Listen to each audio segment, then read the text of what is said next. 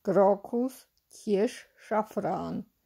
Je to včelárska rastlina, ale len jeden druh je liečivý a zároveň je aj najdrahším korením na svete. Je to šafrán siaty. Krokus kvitne od februára do apríla krásnymi pestrofarebnými kvietkami, ktoré v teplých dňoch lákajú včely a ostatné opeľovače na prvú pastvu.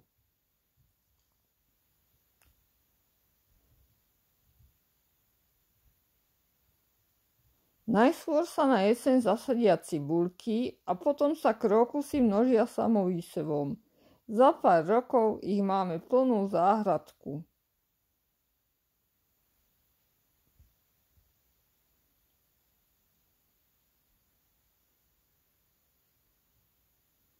Sú aj jesenné druhy šafránov, tie kvitnú od septembra do novembra.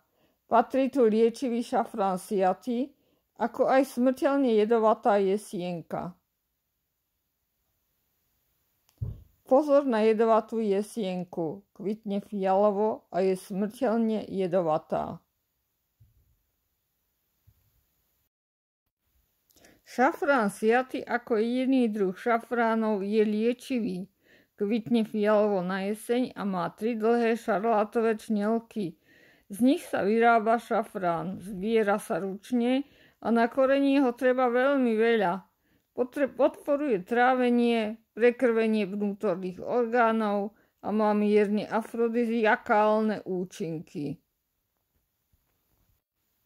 Je to antioxidant, má protizápalové účinky, pomáha kardiovaskulárnemu zdraviu, pri bolestivej menštruácii, nervovému systému, lieči Alzheimerovú chorobu, pri sexuálnej dysfunkcii, udržiava zdravie očí, je to antidepresívum. Aj tu platí, všetkého veľa škodí.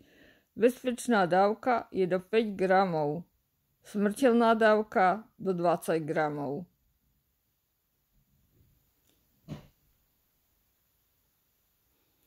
Krokus alebo aj šafrán.